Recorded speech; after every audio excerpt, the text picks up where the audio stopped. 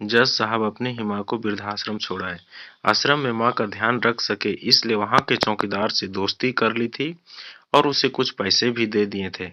चौकीदार के पूछने पर जज साहब ने चौकीदार को अपने दिल की बात आंखों में आंसुओं के साथ बता दी कि घर में पत्नी है जो माँ के साथ बदतमीजी से पेश आती है और पत्नी के कहने पर दोनों बच्चों ने माँ से बात करनी ही बंद कर दी।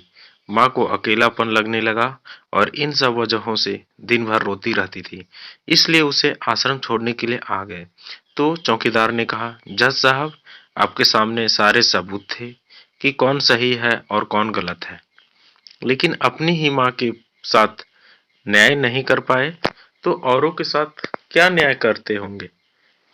ये बात जज साहब के दिल में चुभ गई। चौकीदार को इतनी सी बात का इतना असर हुआ कि 2 रात नींद नहीं आई। 2 दिन से खाना नहीं खाया और कोर्ट भी नहीं गए। ऐसा लग रहा था जैसे एक चौकीदार ने जज साहब की दुनिया हिला दी हो। तीसरे दिन जज साहब अपने रूम से बाहर आए। पत्नी और बच्चों के खाना लेकर इसी इंतजार में खड़े थे कि जज साहब कब खाना खाएंगे। अभी जज साहब ने एक कागज पत्नी को और 2 अलग-अलग कागज अपने बच्चों के हाथों में थमा दिए थे। कागज की एक लाइन पढ़ी तो पत्नी के हाथों में से थाली गिर गई। उस पर लिखा था कि मैं तुम्हें तलाक दे रहा हूँ और बच्चों से कहा, आज से मेरी सारी प्रॉपर्टी आप दोनों की है, मुझे कुछ नहीं चाहिए।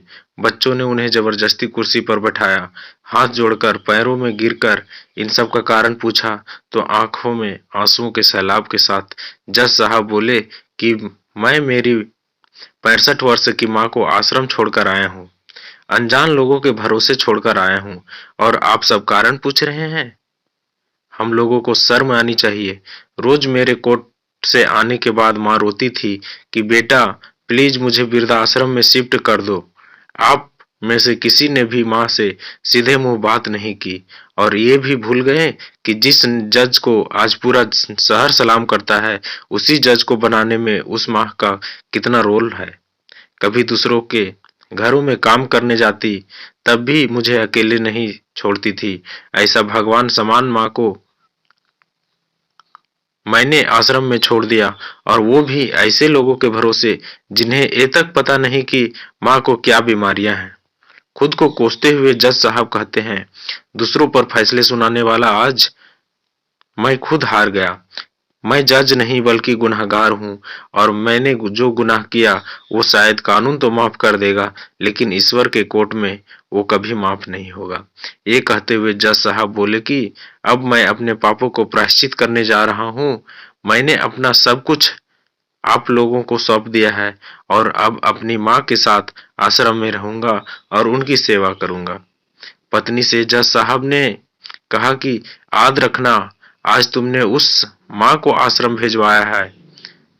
तुम तुम भी एक माँ हो, कल तुम्हें भी कोई आश्रम भेजेगी। तब तुम्हें मैंने इन शब्दों का अर्थ सही मायने में समझ आएगा। ये बोलकर जज साहब आश्रम के लिए चल दिए। आधी रात को चौकीदार भी जज साहब को देखकर चौंक गया। आश्रम के अंदर दाखिल हुए तो देखा माँ सो रही थी। करीब जाकर देखा तो पूरा परिवार की तस्वीर से लिपटकर रोते हुए माँ सो गई। आश्रम का प्रशासन भी जाग गया क्योंकि पीछे पीछे पत्नी और बच्चे भी आ गए थे। उन्हें यह एहसास हो गया था कि उन्होंने क्या पाप किया है। तभी आश्रम की एक कर्मचारी बोली, हम इन्हें आपको नहीं सौंप सकते, क्या पता कल आप इन्हें मार दो तो। ये सुनते ही जज साहब की पत्नी को दिल में बहुत दर्द हुआ।